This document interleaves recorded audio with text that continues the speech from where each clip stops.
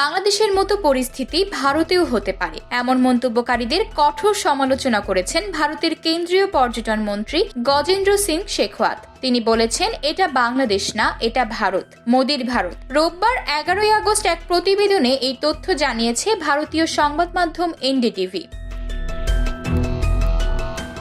প্রতিবেদনে বলা হয়েছে, যারা ভারতে বাংলাদেশের মতো পরিস্থিতি প্রত্যাশা করে তাদের সমালোচনা করে দেশটির কেন্দ্রীয় পর্যটন মন্ত্রী গজেন্দ্র সিং শেখাওয়াত বলেছেন, এটি বাংলাদেশ নয়, এটি নরেন্দ্র মোদির ভারত। শনিবার যোধপুর বিমানবন্দরে সাংবাদিকদের সাথে কথা বলার সময় কেন্দ্রীয় মন্ত্রী শেখাওয়াত বলেন, কিছু লোক মন্তব্য করছে ভারতে বাংলাদেশের মতো পরিস্থিতি তৈরি হবে, কিন্তু এটি দুর্ভাগ্যজনক।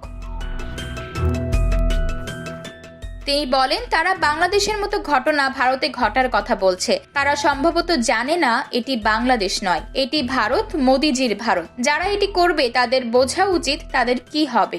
যদিও এই বক্তব্য দেওয়ার সময় শেখাওয়াত কারোর নাম করেননি, তবে তিনি স্পষ্টতই সিনিয়র কংগ্রেস নেতা সালমান খুরশিদ এবং মণিশঙ্কর আয়ারের সাম্প্রতিক বক্তব্যের বিপরীতে এই কথা বলেন।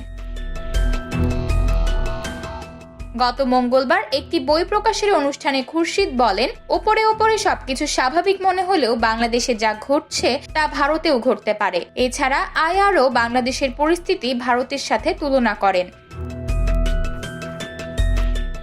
বাংলাদেশের পরিস্থিতি সম্পর্কে শেখাওয়াত বলেন, বাংলাদেশে যা কিছু ঘটেছে তা ছিল অপ্রত্যাশিত এবং অগ্রহণযোগ্য। ভারত সরকার ক্রমাগত এটির উপর নজর রাখছে। আইন শৃঙ্খলা সঠিকভাবে ফিরে আসার পরে পরিস্থিতির উন্নতি হওয়া উচিত। উল্লেখ্য, ছাত্র জনতার বিক্ষোভের মুখে শেখ হাসিনা সোমবার প্রধানমন্ত্রী পদ থেকে ইস্তফা দিয়ে ভারতে গেছেন। এছাড়া কোটা বিরোধী আন্দোলন ঘিরে প্রধানমন্ত্রীর পদ ছাড়তে বাধ্য হওয়া শেখ হাসিনার ভিসা বাতিল করেছে যুক্তরাষ্ট্র। বর্তমানে তিনি ভারতেই আছেন। আতকিয়া মাইমুনা, বার্তা 24।